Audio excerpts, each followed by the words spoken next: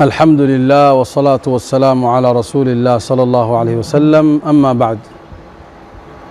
النبي عليه الصلاة والسلام wuxuu la soo hadlay ama la dardaarmay dhalinyaradu meel kasta ay joogaan kuwaanan guursanin oo weli aan nasiib u yeelan inay guursadaan wuxuu dhahay sal الله عليه وسلم يا معشر الشباب من استطاع منكم الباءة فليتزوج فإنه أغض للبصر وأحسن للفرج ومن لم يستطع فعليه بالصوم فإن له وجاء نبي dhalinyarada marka la hadlayay waa wanaag iyo khayr ayuu la doonay calayhi salaatu wasalaam khayrkaasuna ilaahay u soo diray subxaanahu wa tacaala qofkii yiwaado inuu guursado ha guursado dhah yuusan labalabaynin mubaasharatan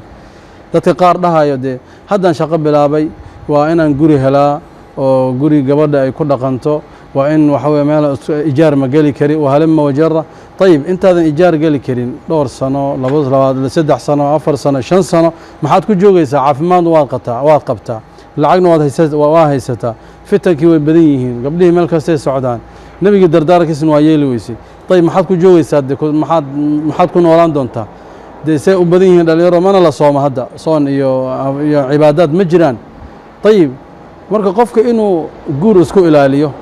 ama inuu soon isku ilaaliyo inta u dhaxayso fasaad weeye xaqiiqatan runtii haddii laga hadlo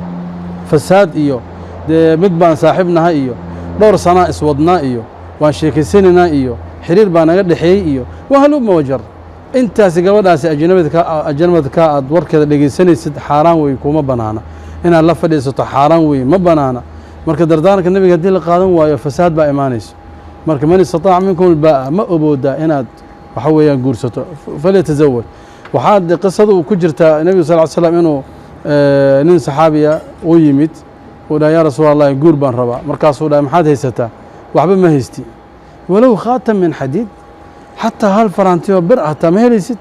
ma heli karo dhahay taas taa way igu adag tahay laakiin nin waxa weeyaan waa adag baan ahay dhinaca guurka waa la ahayaa guuran u baahana marka waa la caawiyey waa loo guuriyey idan in soonkii ku ilaaliyo cibaadaadkii isku ilaaliso inaad guursato gabar xalaal ku ahad isku ilaaliso wixii dhexdan oo ku jira waxa weeyaan dhibaatana imaato ayay u badan tahay ilaahan ka maangalna subxaanahu wa tacaala marka dardaaranka nabiga aan qaadano wuxuu dhahay guurka wuxuu daboolaa indhaha dee waayo qofka indhihiisa ma wareeganaya markuu guursado wuxuu kale uu dawo u yahay in ilaahay subxana wa taala kugu dhooro oo dadka oo farjigooda ee xaaraanta ka ilaaliyey inaad noqoto oo xalaashaada u tagto qofkaan awoodinna haddana dardaaranka kale waxaa weeyaan inuu soomo oo isniintii iyo khamiistii inuu iska soomo shahwada say u degto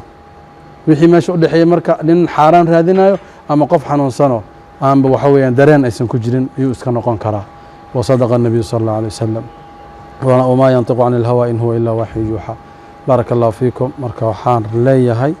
aan dardaarma in la guursado guurka gabdhahan way u baahan yihiin wiilashana way u baahan yihiin marka yaa macshara shabaab marka la leeyahay waa gabdhaha kuwa dhalinyarada ah iyo wiilasha kuwa dhalinyarada ah kulligoodu ku socdaa dhambaalkaasi waxaana idin soo diray dhambaalkaasi moxamed ibn cabdillaah calayhi الsalaatu wassalaam oo ilaahay uu ammaanay uu leeyahay rabb اlcaalamiin لقد جاءكم رسول من أنفسكم عزيز عليه ما عنتم حريص عليكم بالمؤمنين رؤوف رحيم صلى الله عليه وسلم نبي عليه الصلاة والسلام انتو ساكا ورمي رؤوف الرحيم أساسي رؤوف الرحيم أسماء إلهي كم التهي إله أولم بالي وسي جل جلاله وحان أدعينا مركا دان يرد قردون كأه وحلال رادس كأه oo soonka isku ilaalinayo oo ilaahay dartiis u dhowrsaday waxaan leeyahay ilaahay waxaan u weydiinaa rabbul caalamiin inuu u fududeeyo guurka xalaasha ah ayagoo waxa weeyaan dhowrsan say ilaahay dartiisa isu dhowreen oo xaaraanta iska ilaaliyeen inuu ilaahay mid xalaal ah ilaahay u bixiyo ayaan weydiinaa subxaanahu wa tacaala inta sami doonta ah wanaaga doonaayo marka waxaan kaloo meeshaan ku xasuusanaa u ducaynaa dadkaan allah barakeeye isxilqaamayo oo guryo sama lagu magacaabay oo runtii intaan xamar soo booqda aan arkay dee runtii waxaan la yaaba cajiib ah in qof tabar haynin indhoolo ah wax arkaynin duruuf hayso guurna iska rabo oo caafimaad qabo in la ilaaliyo intuu xaaraan raadin lahaa cawradiisa la asturo allahu akbar maxaa ka wanaagsan oo maxaa ka qurux badan oo maxaa ka ajir weyn in guri muslima la dhiso oo sabab loo noqdo in la sameeyo daaciya ila allahi wa daaci ila allah. wassalaamu calaykum waraxmat ullaahi wabarakaatuh.